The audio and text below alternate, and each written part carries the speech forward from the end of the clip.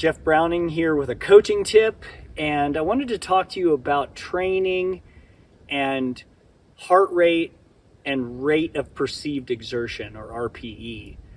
Typically, we have our athletes train under RPE, which is a 1 to 10 scale, 1 to 2 being very, very, very light aerobic, 3, 4 being aerobic, and under your aerobic ceiling or your aerobic threshold. Getting into RPE 4, 5 would be around your aerobic threshold, and then 5, 6 would be steady state. 7, 8 would be subthreshold tempo, or right at your threshold, and then we'd go into VO2 max at RPE 9 and sprinting at RPE 10.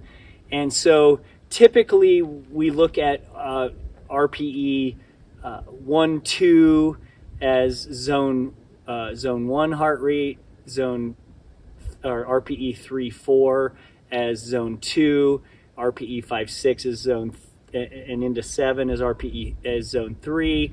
And right when you get to that zone high zone 3, zone 4, we're right around threshold.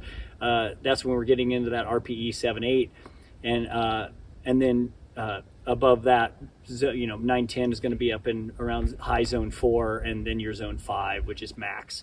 So it kind of puts together. Now you're going to find, if you went and did a Google search, you're going to find a bunch of different variations of that. We specifically define that for our athletes that we coach at Giddy Up Ultra, and make sure that they understand each one specifically. So if you went and coached with someone else, you might find a little variation to that, and if you Google search that, you might find some different variations to that scale. But generally, that's how we train athletes, and that's how I train personally. Overarching umbrella concepts of endurance, of healthy, intelligent endurance training would specifically be 80 to 85% of your volume per week should be under your aerobic ceiling, or what we say zone 1, zone 2 heart rate. And zone 2 is kind of your sweet spot for aerobic base training. And then another 10 to 20% of the time is going to be above that aerobic ceiling, or what we'd say is zone 3, zone 4 heart rate. And you need varying degrees of different types of training in those zones in that 10 to 20% of the time. But if you're just getting into running, or you're just coming back from an injury, you need to stay in those aerobic zones.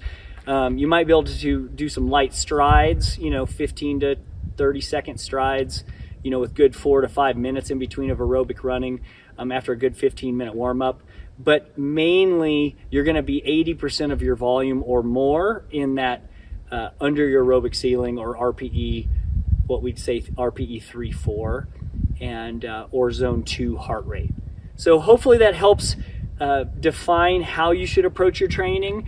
It's a very basic umbrella approach is what I'm trying to give you today, but go use that in your training. Giddy up.